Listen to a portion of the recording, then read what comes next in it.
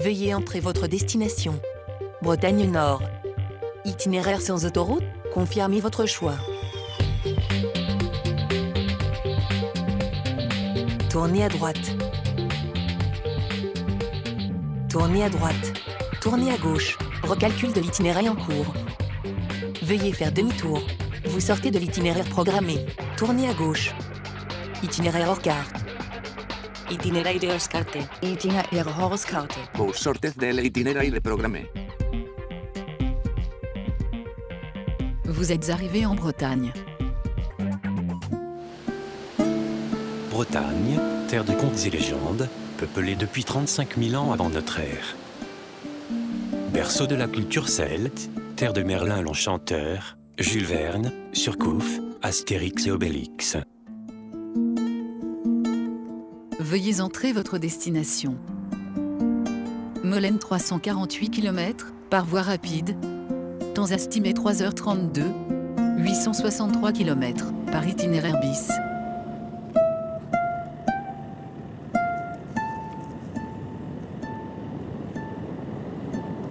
Vous êtes arrivé à la forêt de Brocéliande. Brocéliande, située dans le département de l'Ille-et-Vilaine, au lieu de la légende arthurienne.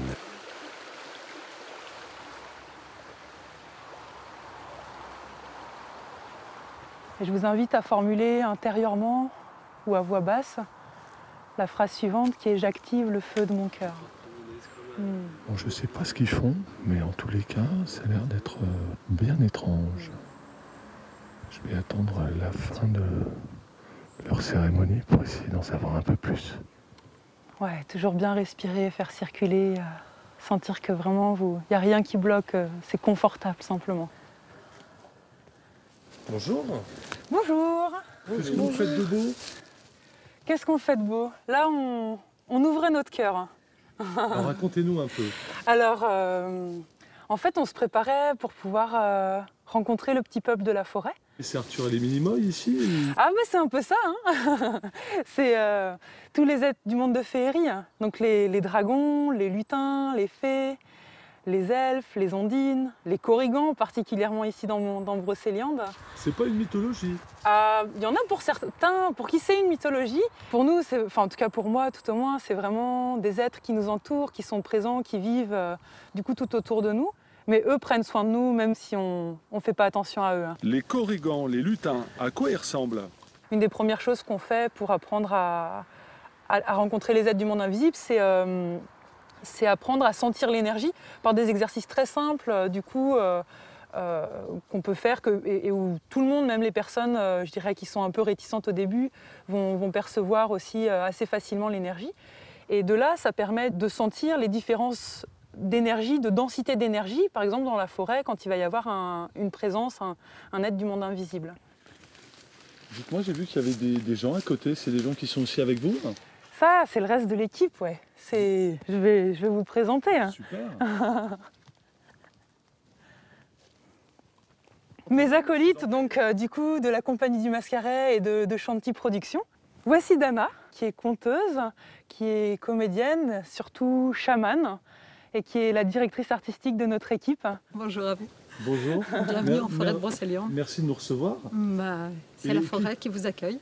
Merci la forêt, ça a l'air d'être très vaste comme univers. Oui, c'est 4 lutins, dragons, vouivres, licornes, voilà, des drôles de bêtes par rapport à cet univers de l'autre monde. Et notre seul but par rapport à qui nous sommes, c'est de partager la beauté de la vie avec chacun. C'est un bon endroit, cette forêt, pour trouver la porte qui est au-dedans. Brocéliande, qu'est-ce que ça veut dire? C'est bréchélien, bréquilian, ça veut dire la porte de l'autre monde. C'est cela que ça veut dire en gallo. Et ici, on vient faire sa quête du Graal, en fait. Hein. Quand on parlait des chevaliers, du roi Arthur, de la table ronde, de tout ce que ça signifie par rapport aux légendes de Brocéliande. Mais c'est cela, on vient en quête de son propre Graal. Et son propre Graal, ça veut dire quoi? Se redécouvrir soi-même tel qu'on est au plus profond de soi.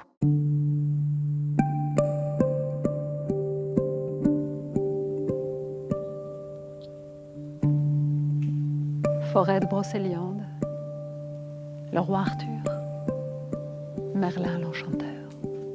Autant de mots autant de noms qui font frissonner notre âme de plaisir.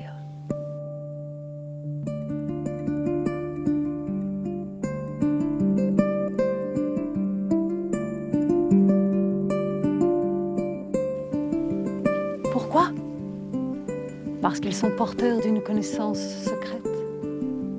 La voix des magiciens, la quête du Graal.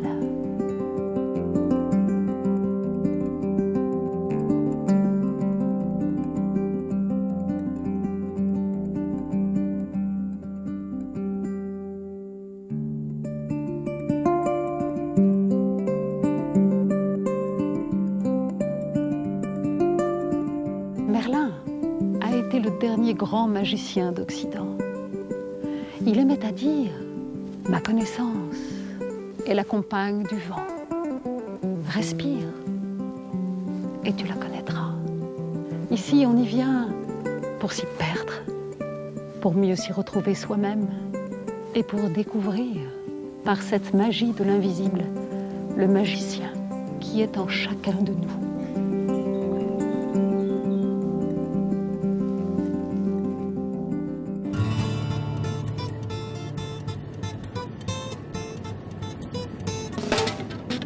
Tournez à droite. Vous allez dans la direction opposée à votre destination.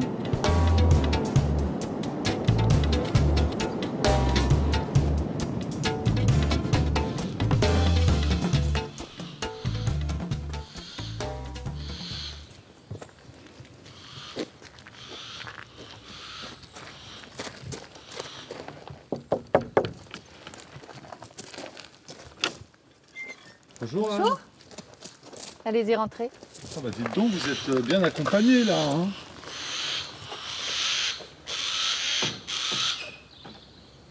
Incroyable. Tous ne sont pas sortis. Enfin, il y en a quelques-uns quand même.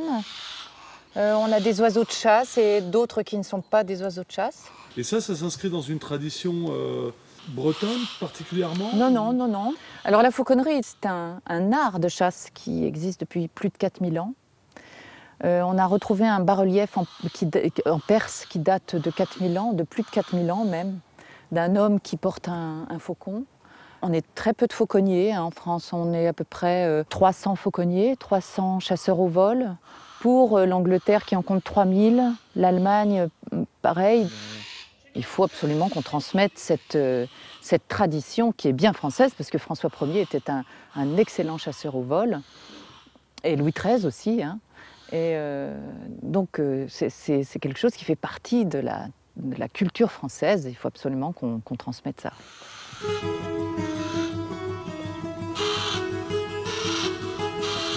Je peux vous présenter quand même Charlotte. Celle-là, c'est une hulotte, une chouette hulotte, qui est bien présente en France. Hein. Ici, vous avez les frais des clochers, Angel.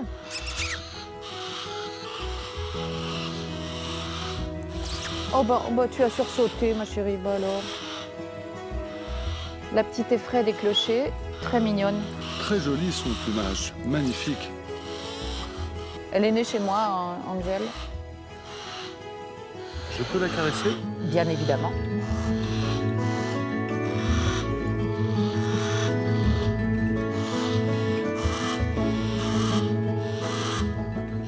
Alors quelles sont les qualités pour être un bon fauconnier? Alors déjà, il y a une devise. Patience et persévérance sont les vertus du fauconnier. Et l'Association nationale des fauconniers et autoursiers a pris comme devise « Rien sans peine », P-E-2-N-E-S, qui sont les plumes.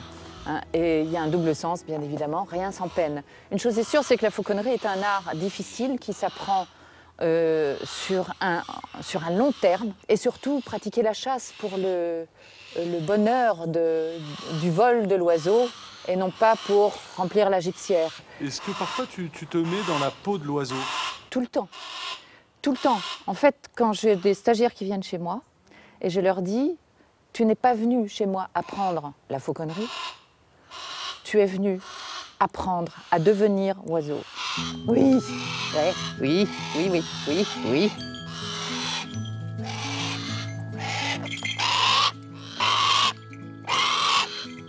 Elle s'est pas fait prier pour monter celle-là. Hein. Parce que je ne veux pas crier pour chasser et pour voler.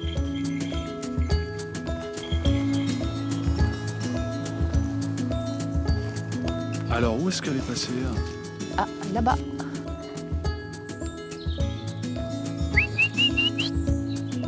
Là.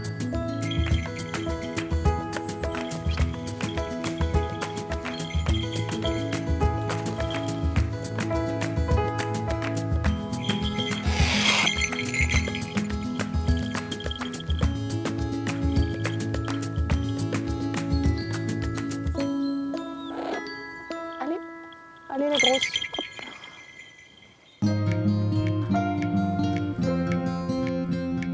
Veuillez entrer votre nouvelle destination. Erreur programme. Échec de la localisation.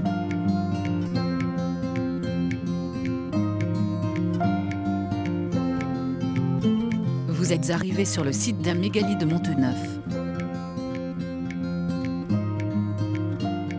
Site de Monteneuf, situé sur le pays de Guerre, au sud de la forêt de Brocéliande. Ces mégalithes remontent à la période néolithique, il y a environ 5000 ans.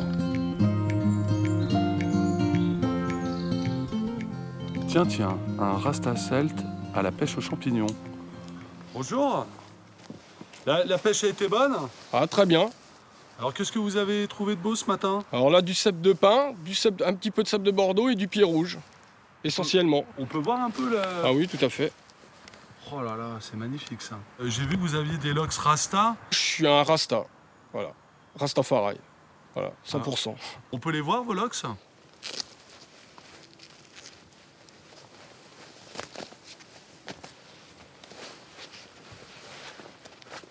Voilà. Donc là, ça fait déjà une dizaine d'années qu'elle pousse. Voilà, en même temps que ma foi. Les cheveux poussent. Et mon but, je dis bien, c'est qu'elle retourne à la terre pour être bien enracinée avec le ciel et la terre, quoi. Voilà. Donc je vais les laisser encore pousser pas mal d'années. C'est un peu celte en fait comme philosophie, tout ça. Oui, ça se rejoint sur beaucoup de trucs. Voilà, il y a pas mal de choses, il y a pas mal de points communs. Voilà, il y a la nature, l'autosuffisance, la culture. Par rapport à ça, ouais, ça se rejoint beaucoup, quoi. Même des fois sur un peu les coiffures ou même les rites. Voilà, nous, on va jouer de la percussion. Le druide, il va jouer d'autres instruments, mais voilà, mais c'est la même chose, c'est en rapport avec la terre et le ciel, quoi. Merci beaucoup Arnaud. Bonne continuation. Bah pareil.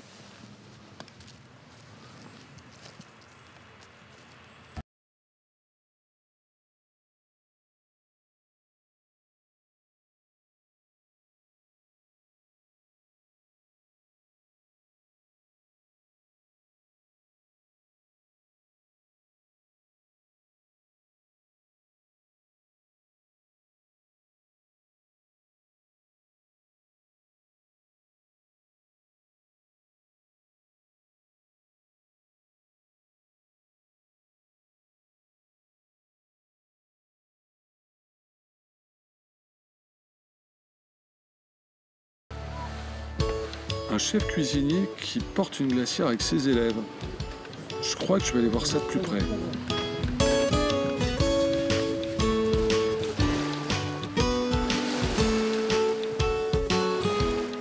Alors pour monter à bord, vous allez vous servir du boudin comme marche. Bon, bienvenue à bord. Vous êtes sur Underzunnel. Underzunnel, ça veut dire la tourterelle en breton. Donc c'est la tourterelle parce que avec ces deux voiles, donc le taille-vent, la grand voile et la misaine qu'on a de l'autre côté, sur des allures particulières par rapport au vent, on peut avoir les deux voiles qui sont l'une à côté de l'autre et ça fait des ailes de tourterelle, donc la tourterelle. Alors la tourterelle, c'était aussi les femmes qui attendaient les marins sur les pontons en ancien temps. Stop. Tu peux continuer à hisser. Merci Emmanuel. Voilà patron. Ce que je vais faire Emmanuel, c'est que je vais envoyer la misaine, le taille-vent, on va récupérer le casier avec ça, puis après on va redescendre et on va se caler à Port-Briac pour faire le barbecue, comme il y a un petit peu d'air et de clapote, on sera plus à l'aise.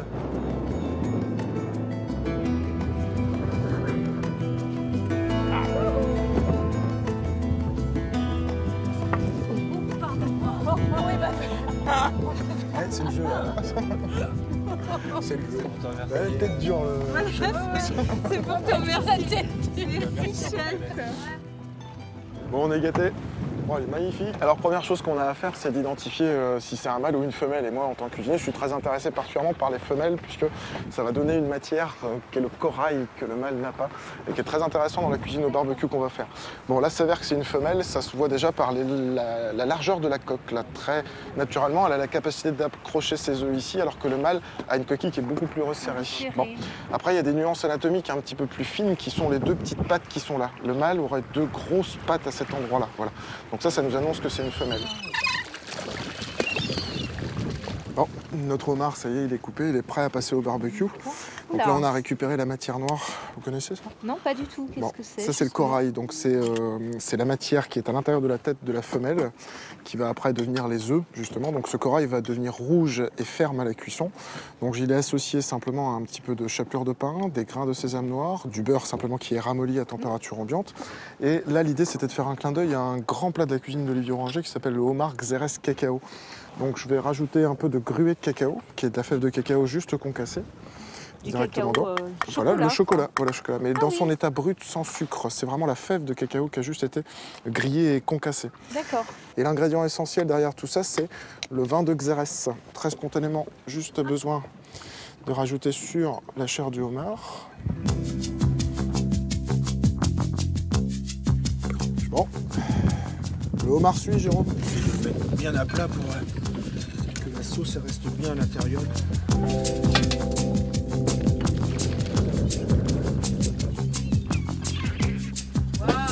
Ah, il est cuit. Le corail a bien rougi. Il n'y en a pas tant que ça. Il n'y en a pas tant que ça.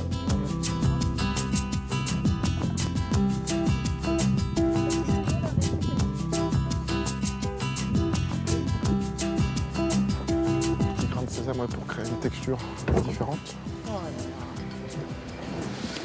Ça, c'est un vrai bonheur. Hein? Puis c'est surtout une cuisson de grande qualité que nous a fait notre rôtisseur à voile. Voilà. Un rôtisseur à voile, exactement. En fait, vous êtes un peu à voile et à vapeur. Ouais, hein. ouais. Attention. Là, faut faire attention. Un maillot de bain avec toi. Notre dernière balade, Emmanuel. Ouais, la saison. Vivement l'année prochaine. L'année prochaine.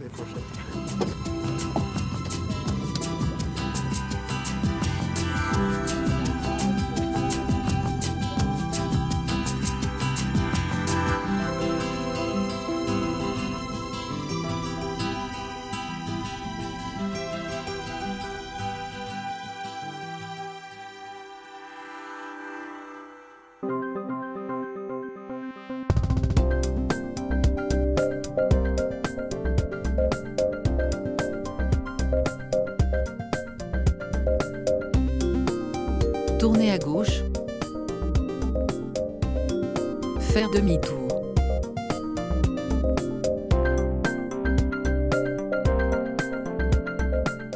Vous êtes arrivé à Saint-Quay-Portrieux. Situé dans le département des Côtes-d'Armor, la légende prétend qu'au 5e siècle, l'ermite Saint-Quay débarqua du pays de Galles dans une auge de pierre.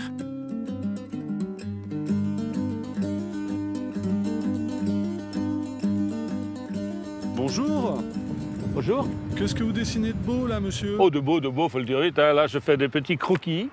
Parce que comme je suis auteur de bande dessinée, on a toujours besoin en bande dessinée de documentation qui doit être très précise. Donc là, comme je vais faire une histoire dans laquelle interviendra un petit port de plaisance, eh bien, je suis devant le port de mon petit pays, le petit port de mon petit pays, en train de faire des croquis de petits bateaux.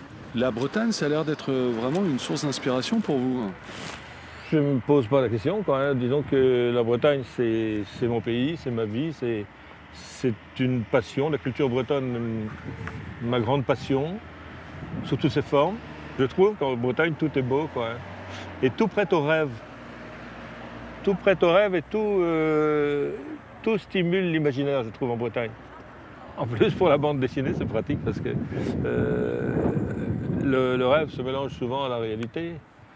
Donc on peut faire quelque chose en se disant, bah, de toute façon, moi j'y crois, c'est l'essentiel, et faire en sorte que les lecteurs y croient aussi. Mais ça, c'est des trucs de dessinateurs. On peut aller voir tout ça dans votre atelier? Mais bien sûr. Vous allez être surpris, hein, c'est un lieu un lieu un peu assez encombré, tout petit et assez encombré.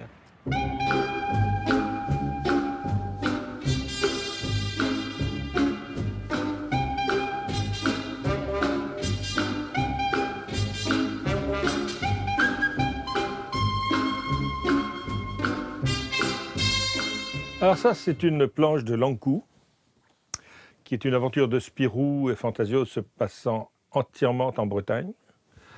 Dans les monts d'Arrée, c'est la région la plus mystérieuse de Bretagne, où se situe la porte de l'enfer, selon la tradition bretonne. Lankou, c'est ce personnage que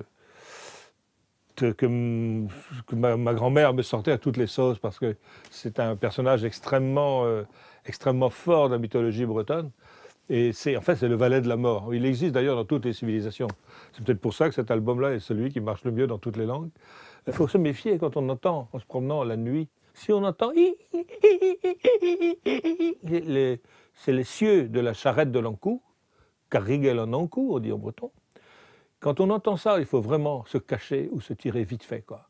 Parce que c'est la charrette de Lankou. Si on le rencontre, il t'annonce que très vite, il viendra s'occuper de toi et t'emmener. Voilà. Ce personnage-là a hanté mon enfance, en fait. J'en avais une frousse terrible, quoi. Et ça, c'est les contes, souvent basés, surtout pour raconter aux enfants, sont souvent basés sur des trucs un peu terrorisants, quoi. Est-ce qu'il y a une grande tradition de conteurs en Bretagne ? La Bretagne, c'est un pays de tradition orale, c'est-à-dire que c'est un pays très pauvre, la Bretagne, avec des gens peu cultivés, il peu aller à l'école, c'était un pays pauvre, quoi, un pays très pauvre.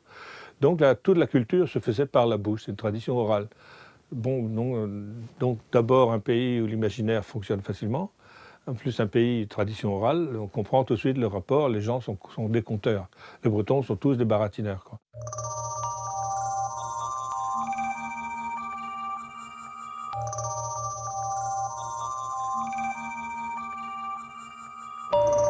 Vous êtes arrivé à destination. Bon ben, d'abord merci d'être venu. Aujourd'hui, comme prévu, on fait l'exercice classique de récupération de plaisanciers dans un radeau de survie. Yannick, tu largues tout.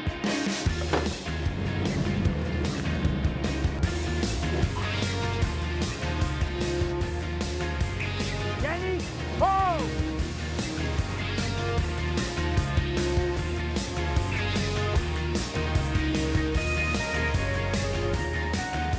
Bon, on n'a plus de contact radio, Yannick, tu mets un mec à bâbord, un mec à tribord.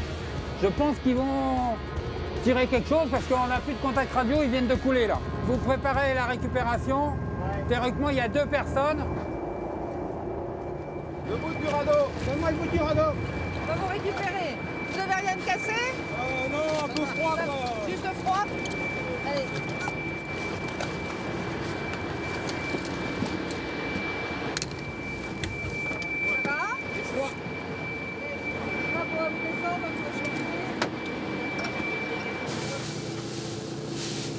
Ça, c'est le genre d'intervention, le genre de cas que vous rencontrez fréquemment? On peut rencontrer assez fréquemment, surtout l'hiver où l'eau descend des fois à 7, 5, 6, 7 degrés. Donc avec des pêcheurs à la coquille qui peuvent passer par-dessus bord facilement. Donc c'est typiquement, effectivement, l'hypothermie. C'est pour ça que j'ai demandé à faire chauffer de l'eau. Il ne faut surtout pas les frictionner, surtout pas leur donner à boire. Donc on va les faire réchauffer tranquillement. Voilà. Donc on les a déshabillés, naturellement, première chose. Déshabiller, sécher, sans frotter. Et voilà. Qu'est-ce qui vous plaît autant là-dedans? D'abord, c'est l'excellente entente qu'il y a entre tous les équipiers, la nécessaire complémentarité entre tout le monde. On n'est rien les uns sans les autres. Et sur le plan donc, médical, c'est à chaque fois une aventure très différente à chaque fois, puisqu'il y a à la fois la traumatologie, il y a donc les hypothermies. C'est assez, enfin, pour moi, c'est très intéressant. T'es prêt à noter? Ils sont en cours de réchauffement. Conscience normale, tension normale. Pouls régulier. Conscience, respiration normale. Conscience, respiration normale. Lésion traumatique retrouvée. On peut faire on route. Rentre. On peut faire route. On rentre, on demande le SAMU ou les pompiers normal? Les pompiers.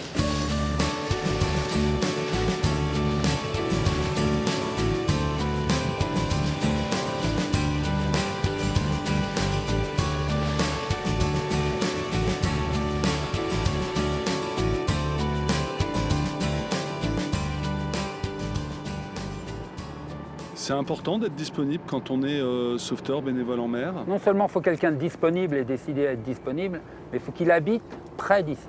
Entre le moment où on reçoit le coup de téléphone et la vedette démarre, c'est 15 minutes. Mais bon, le temps d'appeler les différents mecs et tout. Et en fait, il reste que 10 minutes. Donc géographiquement, c'est impératif. Hein.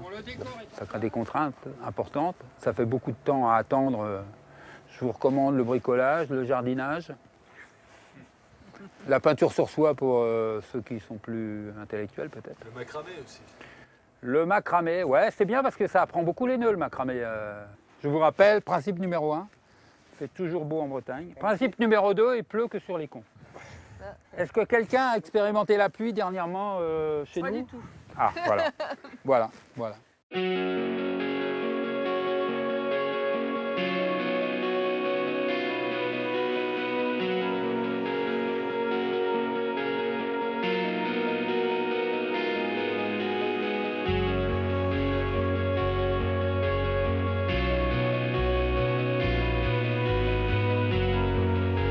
Veuillez entrer votre nouvelle destination.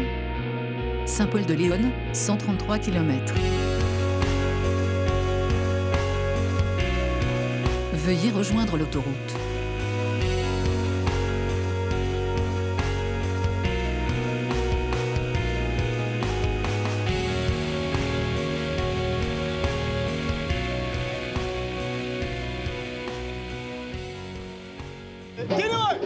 C'est ici que j'ai rendez-vous avec Luc, un breton béninois. En tout cas, il y a une sacrée ambiance là-dedans.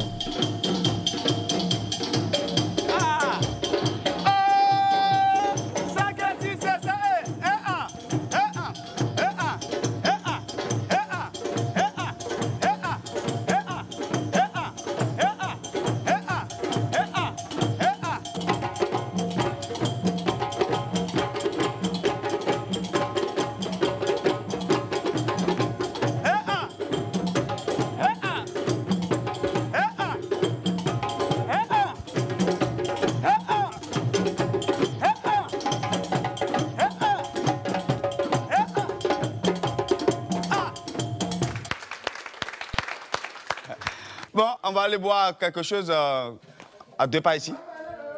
On se dit rendez-vous. Comment il s'appelle le truc là? Ouais? La galette. Oh, dis donc, la galetière. Moi, je suis breton, hein. Je suis breton d'origine. Hein. C'est pas breton du sud, hein. C'est breton du nord. Hein. Dans le Finistère, nord, en plus. Oh, c'est pas n'importe qui, hein. Hein? Mandaramat. Hein? Mandaramat. Oh, dis donc. Toi, tu me tuer là. Non, je dis Kenavo. Ah! Bonjour. Bah, c'est ça que ça veut dire. Ah, bonjour. Est-ce que tu vas bien? Ah, ouais, bien, très bien. Kiniwe!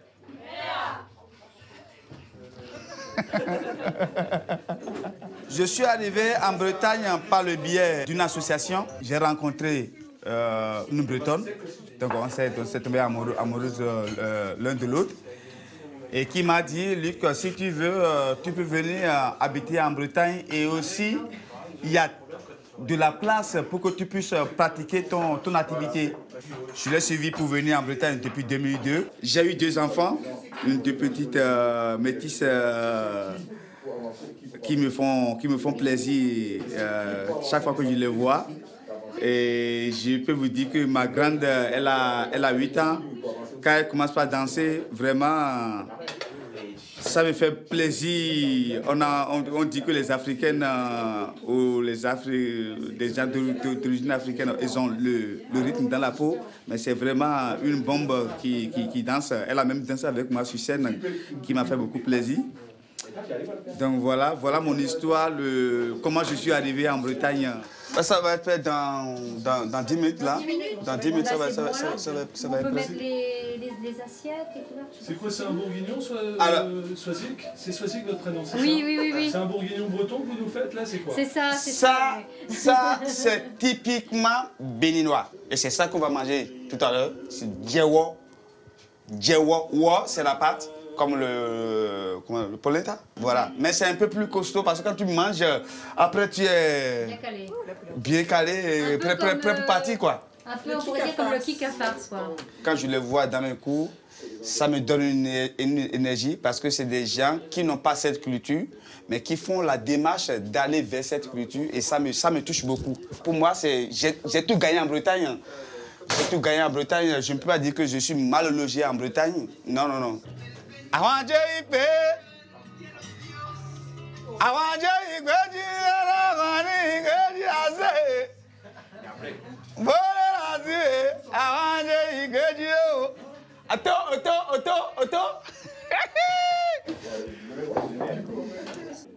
Et la patronne, bon, on va manger? Oui, on arrive. C'est un peu une famille, j'ai l'impression. Ah, oui, oui, oui. Vraiment, ils font partie de ma famille. Et quand je les vois comme ça, je sais que j'ai tout gagné, quoi. J'ai tout gagné. Et moi, je suis breton. Et moi aussi, je suis breton. Non, toi, t'es pas breton, t'es africain. Ok, d'accord. Non, je suis content. Je suis content d'avoir tout ce monde-là autour de moi. Moi, quand j'étais à Bordeaux, Vincent me disait, on va aller en Bretagne. Je dis, mais c'est où cette Bretagne-là? Je dis, mais on va aller à Londres. Il dit, non, on va aller en Bretagne. Je dis, mais c'est où Bretagne? Il dit, oui, c'est dans le nord là-bas. Nous, on est la minorité en France. Et vous êtes la minorité visible. Pourtant,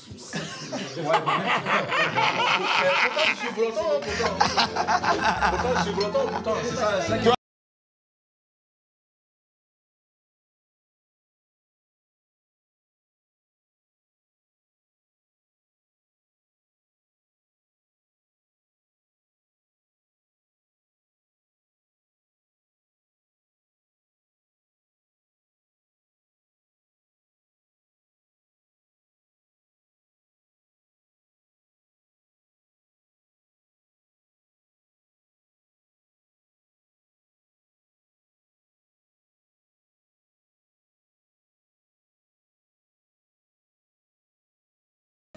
Appelez-moi tout simplement Père Marie. Ça, c'est bon pour les cérémonies. Ici, c'est une ville importante pour vous, Celtes et Druides? Locronan est une ville importante pour nous. Pourquoi? Parce que se maintient ici, dans cette région, un culte ou un pèlerinage qui remonte à l'époque néolithique, c'est-à-dire à la préhistoire. Et donc, il y a continuité d'une pratique cultuelle, rituelle, depuis la plus haute antiquité, notamment dans un némétone gaulois, chose qui s'est perdue pratiquement partout ailleurs. C'est donc un lieu unique et un lieu qui nous met directement en relation avec les anciens druides et naturellement la culture celtique qui avait autour de cette pratique.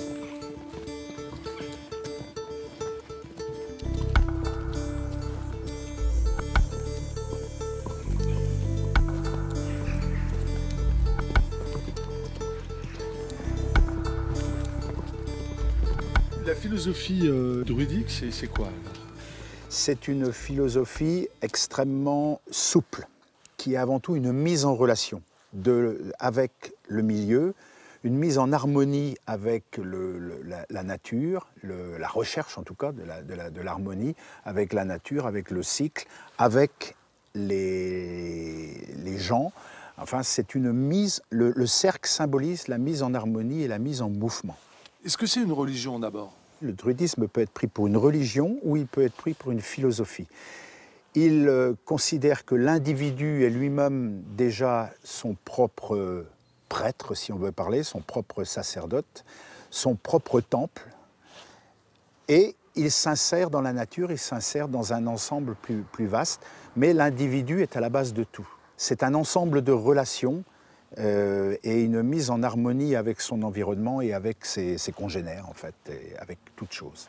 Le druidisme, pour moi, est essentiellement un humanisme. Il ne peut pas être autre chose qu'un humanisme. Ça veut dire que nous reconnaissons les mêmes droits aux autres. Nous sommes pour l'égalité des langues, des cultures, des hommes, des femmes. C'est quelque chose de très important. Je ne peux pas concevoir le druidisme autrement comme une forme d'humanisme. C'est extrêmement moderne, dites-moi.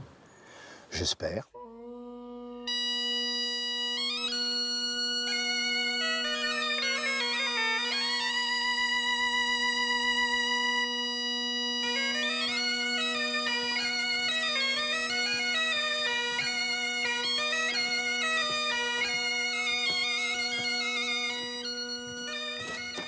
Alors, Maud, de bouwen naam zal misschien wel hout.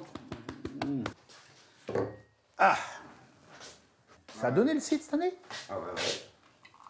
Jolie robe. Ah, on dirait de l'ambre.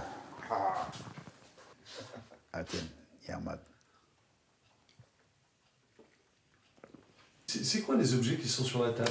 Alors, ce sont des objets qui servent pour les cérémonies, hein, donc en dehors de la tenue que chacun a, la robe en fonction de les robes de couleur blanche pour les druides, bleu pour les bardes et vert pour les ovates. Donc, ceci, c'est ce qu'on appelle l'épée brisée, parce qu'on s'aperçoit qu'elle se sépare, donc en deux tronçons. Alors, il y en a une qui porte des hermines, c'est la Bretagne. L'autre représente les pays celtiques de l'autre côté de la Manche. On réunit les deux, hein, qui sont apportés par une personne de Cornouailles et un autre de Bretagne. On la brandit et on proclame l'unité des Bretons à travers le temps, l'espace, la mer. Et je la remets après au représentant de Galles, qui lui représente donc l'archidruide de Galles et qui est le garant de l'unité des Gorsèdes bretons, gallois et corniques. Yon, c'est quoi le bâton qui est derrière vous? C'est mon bâton de druide en fait. Au départ c'était mon bâton d'ovate, c'est pour ça qu'il est en if, parce que les ovates, leur bois c'est l'if. Je suis passé druide, j'ai gardé mon bâton quand même. Comment on fait pour passer druide? On a peut-être plus de choses à dire, plus de choses à apprendre aux autres aussi, même si on a toujours des choses à apprendre, bien entendu, ça n'arrête jamais. Qu'est-ce que c'est pour vous le druidisme? C'est une façon de vivre. C'est un mode de vie en fait. C'est une façon de vivre. Bon là moi j'ai beaucoup de chance parce que j'habite à la campagne, donc je peux vivre près de la nature, parce qu'évidemment le druidisme c'est évidemment la nature, parce que tout sort de là. Mais même les gens qui habitent, et ça m'est arrivé d'habiter en HLM, hein, en ville, on peut vivre quand même le druidisme en HLM, en ville, bien sûr. C'est une façon d'envisager les choses, d'envisager ses relations avec les autres, l'apport qu'on peut apporter aux autres, et puis ce que les autres peuvent nous apporter. C'est ça, c'est tout.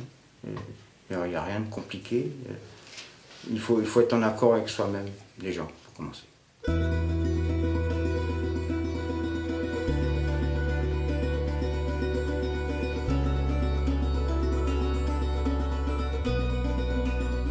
Veuillez entrer votre destination. Auberge d'Aiglazy, Plomodierne.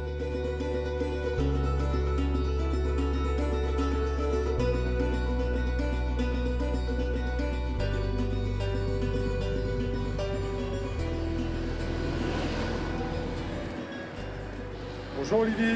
Bonjour. Comment vas-tu? Ça va super. Très bien. Merci de nous recevoir dans cette auberge. Alors où on est ici? Ici, tu vois, on est dans la maison des Glaziques, anciennement l'auberge des Glaziques. Et là, donc, tu as la pointe Finistère, bête de Douarnenez, rate de Brest. Qu'est-ce que ça veut dire les Glaziques? Alors les Glaziques, tu sais que dans le Finistère, en fait, il y a différents, je dirais pas chaque village, mais presque, un cercle celtique et un bagad. Donc un bagad, pour les gens qui ne savent pas, c'est un ensemble de sonneurs. Et un cercle, c'est des danseurs et des sonneurs. Et chaque cercle ou bagad a un costume traditionnel. Voilà. Et donc le pays glazique, la couleur du costume du pays glazique est le bleu, jaune, gris, vert.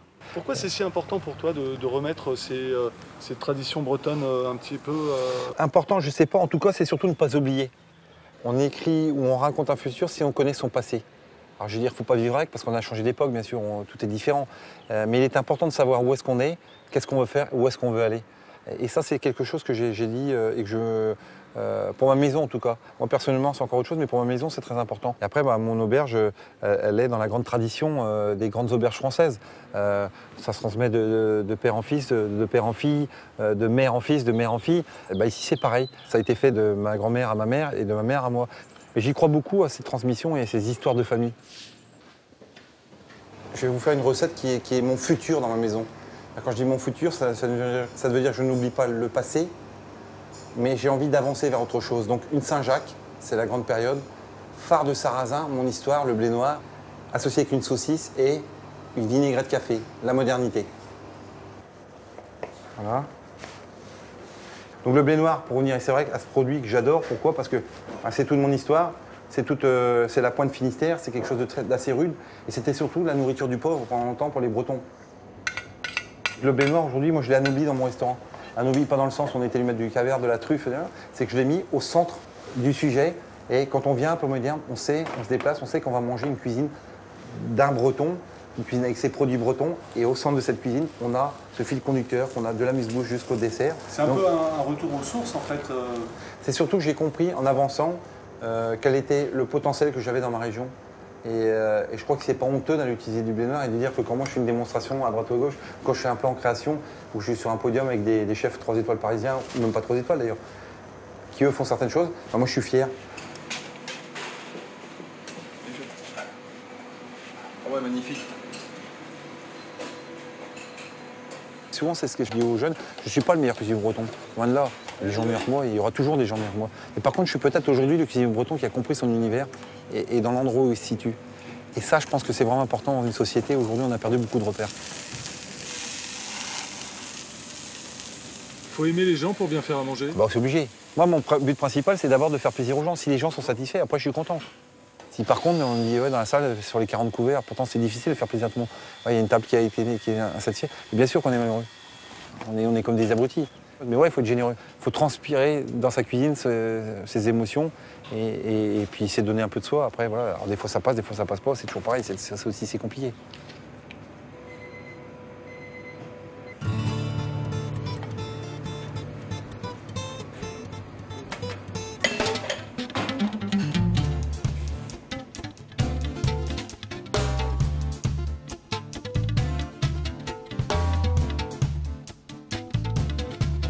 Si vous ne faites pas demi-tour, le GPS passera en mode veille.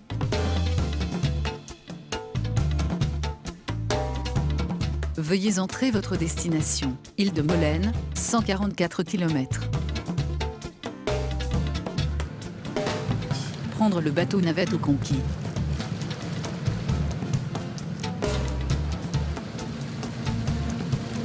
Île de Molène, dernière étape de votre voyage. Habité depuis le néolithique. Situé au large de la côte ouest du Finistère, il voisine de Ouessant. Salut Didier. Oh, salut. Super beau temps chez vous aujourd'hui. Il fait toujours beau à Molène, c'est super. Bienvenue dans notre île préférée, l'île Molène, du bout du monde. Et je te présente, non pas Joe le taxi, mais Bob le taxi. Bob le taxi. Salut Bob. Enchanté. De même. Impec. Où est-ce que tu nous emmènes là? Bob nous emmène dans mon studio qui s'appelle le Castellec. Ça veut dire le petit château en breton. Et donc c'est mon petit pied-à-mer. Et puis j'ai installé un piano, un Blüdner fantastique, il a un siècle, avec des touches en ivoire.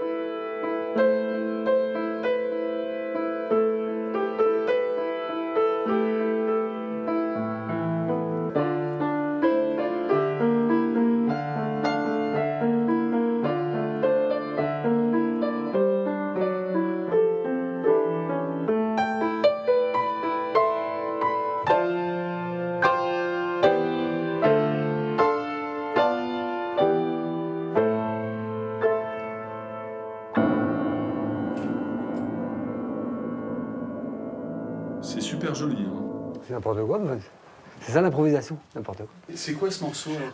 Je décide d'une couleur dans ma tête. Là, je suis parti sur une couleur, comment dirais-je, un petit peu modale, tu vois, très sereine comme la mer d'aujourd'hui. Et puis après, j'ai introduit un thème traditionnel breton, un cantique religieux breton, et je fais ma petite tambouille, mon petit chaudron magique breton. Puis ça donne à chaque fois des versions différentes, enfin j'espère. Et donc c'est un mélange d'improvisation et de musique écrite dans ma tête. Pourquoi Molène, c'est si important dans ton travail? D'abord, je suis originaire, mes arrière-grands-parents étaient originaires de Lille. Donc quand je suis revenu ici, il y a une vingtaine d'années, c'était un retour aux sources. Et puis en plus, bon, on est isolé du reste du monde. Il y a le calme, il y a la tempête, il y a la sérénité.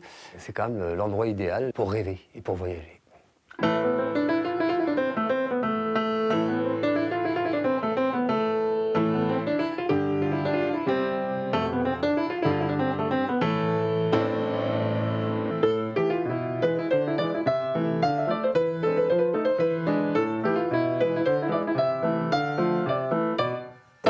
Bah, écoute, Grand-Pierre, ça nous fait plaisir d'être accueillis dans cette salle à manger, comment dirais-je, extraordinaire. Océanique. Dans ton jardin extraordinaire. Océanique. Océanique. Alors, où se trouve New York? Dis-moi. Alors, New York, ici, tu vois. Alors, déjà, est-ce que tu sais où est 100? Oui, c'est là. Non, entre 99 et 101.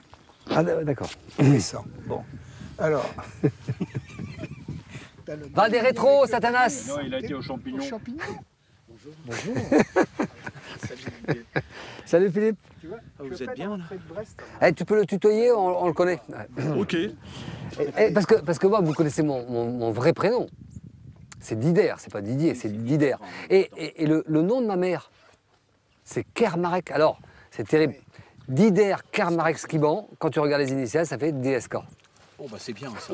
Mais bon, Dieu merci, il n'y a pas de Sofitel, il n'y a qu'un moulin ici. Et moi je propose un toast d'amitié. Mieux vaut boire le vin d'ici que l'eau de là, évidemment.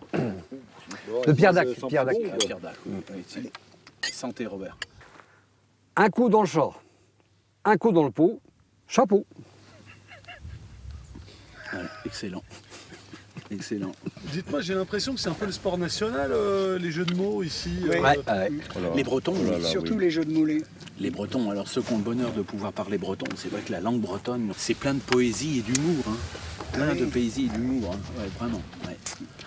Comment ça s'est passé, votre intégration? Est-ce que d'abord il y a une intégration possible à Molène? Ah oui, oui. Ici, et moi je l'ai appris des anciens, notamment Cécile et Robert Ducastel, quand tu arrives à Molène, même si tu es là depuis 30 ans, 20 ans, il faut toujours te considérer comme invité. Voilà. Parce que quand tu es invité quelque part, ben, à un moment ou à un autre, on va te proposer de t'asseoir, on va te proposer de partager un verre ou un repas, et après c'est le temps. Sur ce confetti là de cailloux, je n'ai jamais rencontré autant de monde depuis que j'habite ici. Ce confetti de cailloux, l'humour et la poésie. Ah, t'adores.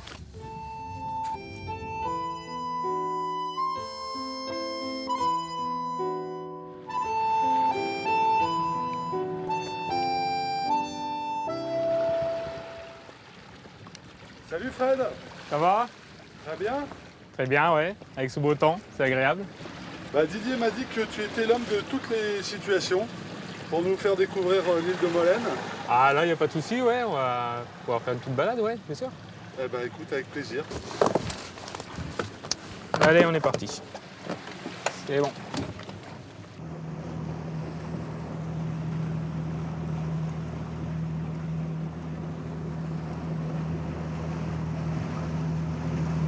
Parle-nous un petit peu de ton île, Fred.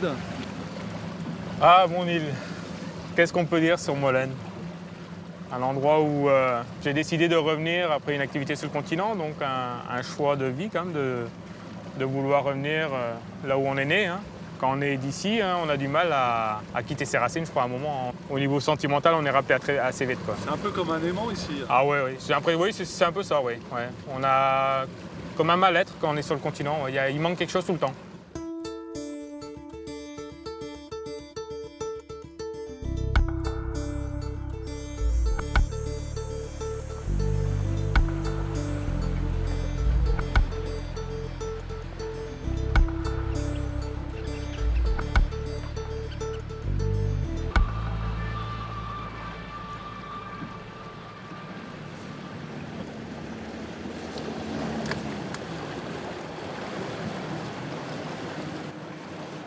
Donc là, on va aller tout doucement. On va respecter un peu les individus qui sont dans cet espace-là. Hein, donc, des phoques gris qui sont sur un îlot. Là. Wow. Et la seule façon de ne pas justement les déranger, c'est de faire comme s'ils ne nous avaient pas vus en quelque sorte et qu'on ne les dérange vraiment pas dans leur milieu de repos, les zones de repos comme ici, de façon à récupérer les calories dépensées pendant leur période de chasse sur cet ensemble-là. Ils passent toute l'année sur Molène? La plupart des individus sont sédentaires. Nous, on les a toujours connus dans cet espace-là. On sait qu'on a une migration qui se fait entre l'Angleterre et la France.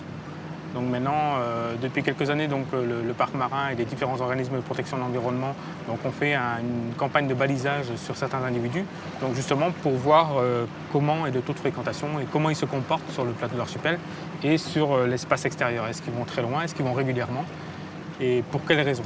Sur l'ensemble du plateau, on a quand même plus de 150 individus recensés.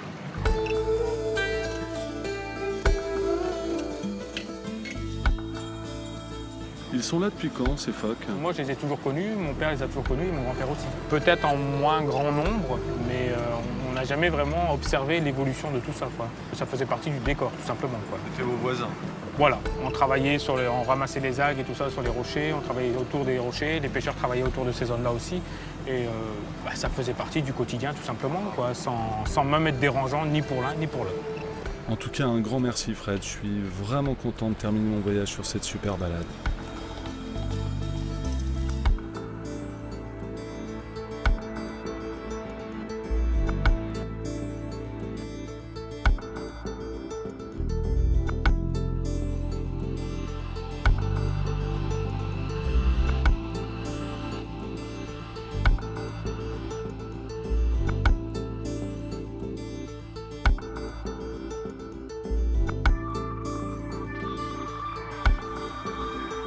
Erreur programme, reboot en cours.